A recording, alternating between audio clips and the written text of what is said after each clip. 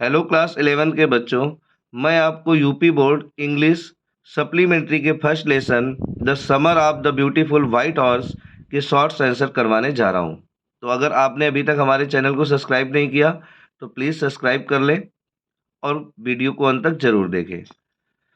पहला क्वेश्चन कहता है, why was it difficult for Aram to believe the sight of his cousin Mourad with beautiful white horse.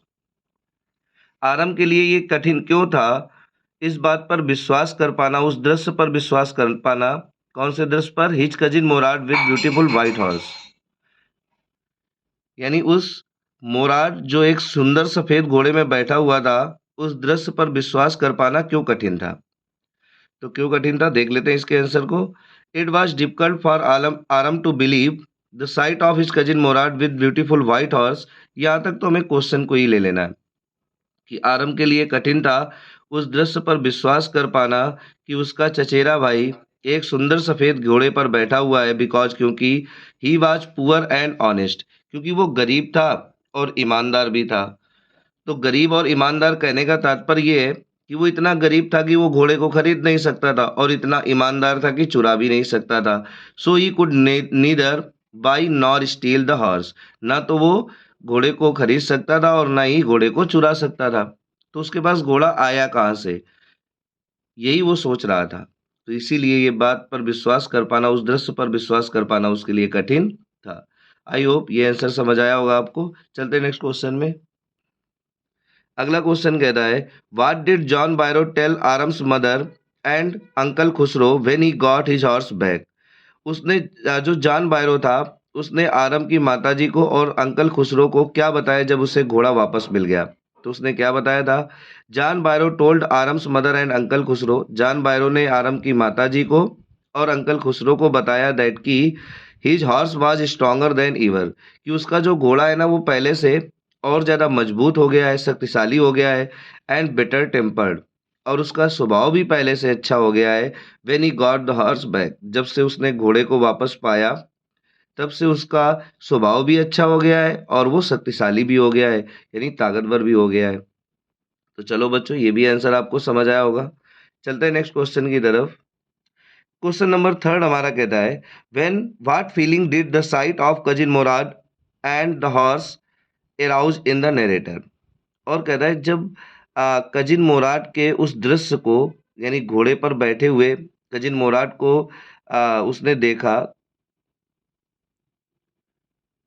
तो उसके अंदर कौन सी भावनाएं, यानी जो नरेटर था उसके अंदर कौन सी भावनाएं एरोज हुई, यानी उसके अंदर कौन सी भावनाएं जागी, क्या उसके अंदर आया।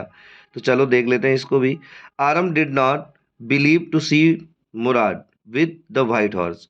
आरम को विश्वास नहीं हुआ था Mourad with the white horse, यानी मुराद को एक घोड़े में बैठे हुए या एक घोड़े के साथ देखने पर या देखकर उसे विश्वास नहीं हो रहा था कि इसके पास घोड़ा कहाँ से आया। तो आरम को इस बात पर विश्वास नहीं हुआ जब उसने ये देखा कि मुराद एक घोड़े के साथ है। ही कुड नॉट थिंक, और वो ये भी नहीं सोच सकता था दैट कि मुराद हैड स्टोलन द हॉर्स, कि मुराद एक घोड़े को चुरा सकता है, कि अगर मुराद ने घोड़ा चुरा लिया होगा, ऐसा भी वो नहीं सोच सकता था। And he was not able to buy a horse, और वह एक घोड़े को खरीदने के योग्य भी नहीं था कि वो घोड़ा खरीद सके। So he was frightened as well as delighted, और इसलिए वह डरा हुआ भी था और खुश भी था। खुश इसलिए था क्योंकि उसको घोड़ा मिल गया था, उसने घोड़ा देखा और वो घोड़े को बहुत पसंद करता था। और डरा हुआ इसलिए था कि इसके पास घोड़ा कहाँ से आया। तो Aram did not believe to see Mourad with the white horse. Aram को इस बात पर विश्वास नहीं हो रहा था ये देखकर कि मुराद के पास एक सफ़ेद घोड़ा है। He could not think that Murad had stolen the horse, और वह ये भी नहीं सोच सकता था कि मुराद ने घोड़ा चुरा लिया है। And he was not able to buy a horse, so he was frightened as well as delighted, और वह घोड़ा खरीदने के योग्य भी नहीं था, इसलिए वह डरा हुआ भी था और खुश भी था। चलते हैं अब आगे। अगला क्वेश्चन क्या कहता है हमारा fourth number, why does the narrator maintain uncle Khusro which characteristic features of a man are highlighted. कहता है कि नरेटर ने अंकल खुसरो को यहाँ मेंशन क्यों किया। यहाँ पर जो कथाकार था उसने खुसरो को मेंशन क्यों किया, यानी उसके बारे में क्यों बताया।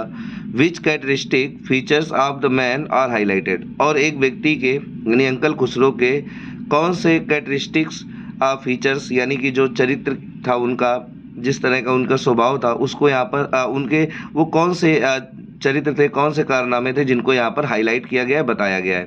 तो चलो बच्चों इसके आंसर को देख लेते हैं। क्वेश्चन नंबर 4 का आंसर कहता है cousin Mourad seems to inherit the crazy streak of uncle Khusro.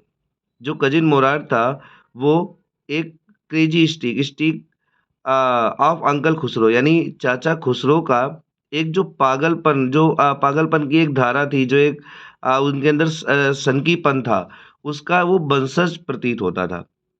ऐसा लगता था कि उनके जितने भी वो पागलपन सनकीपन के जो व्यवहार हैं, जो उनके विचार हैं, वो उसके अंदर आ गए हैं, ऐसा प्रतीत होता था।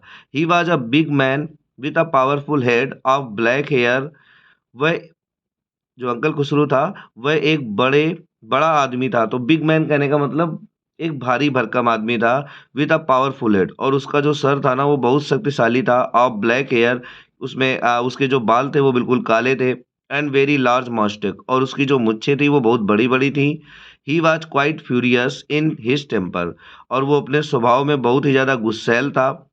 वेरी इरिटेबल एंड इम्पेशेंट, और वो बहुत ही ज़्यादा चिड़चिड़ा था, इरिटेबल था एंड इम्पेशेंट, और अधैर्यशाली था, यानी उसके अंदर बिल्कुल भी धैर्य नहीं था।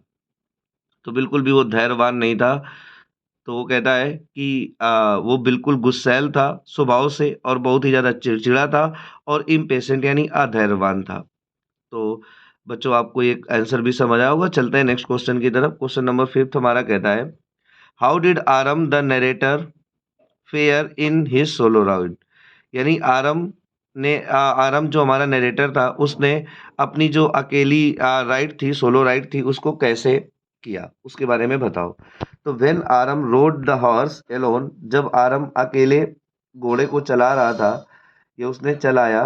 ही leap to the back of the horse, तो वह उस उछल कर उसकी घोड़े की पीठ पर बैठ गया। But it did not move, लेकिन ये हिला ही नहीं, कौन, घोड़ा। बट लेकिन when he kicked his into his muscles of the horse, लेकिन जब उसने घोड़े के मसल में लात मारी, then it began to run, तो ये इसने दौड़ना आरंभ कर दिया। It ran down the road to the vineyard and began to leap over the seventh vine, the narrator fell. कहता है ये मालूम है, दौड़ता हुआ रोड की तरफ चला गया, और फिर उसके बाद अंगूर के बगीचों में चला गया, और वहां पर बिगैन टू लीप, उसने छलांग मारना आरंभ कर दिया। ओवर द सेवेंथ वाइन, और जब उसने सेवेंथ वाइन में छलांग मारी, यानी सातवीं बार जब बेल में उसने छलांग मारी, द नरेटर फेल, तो जो नरेटर था वो उससे गिर गया, यानी आरम जो था वो गिर गया। और जब गिर गया तो जो घोड़ा था वो दौड़ के आगे चला गया था। अब आप लोगों ने लेसन पढ़ा होगा तो आप लोगों को खुद ही पता होगा। तो आई होप बच्चों आपको वीडियो पसंद आया होगा, और अगर वीडियो पसंद आए तो इसे लाइक करें, शेयर करें, और चैनल को जरूर सब्सक्राइब कर लें, क्योंकि इस वर्ष आपको सभी क्वेश्चन आंसर एक तरफ से सारे चैप्टर के मिलेंगे, और ग्रामर भी कुछ दिन बाद आपको पढ़ने को मिलेगी। तो आप हमारे चैनल के साथ जुड़े रहें और इंग्लिश का संपूर्ण कोर्स प्राप्त करते रहें। चलो बच्चों, यहाँ तक वीडियो देखने के लिए धन्यवाद।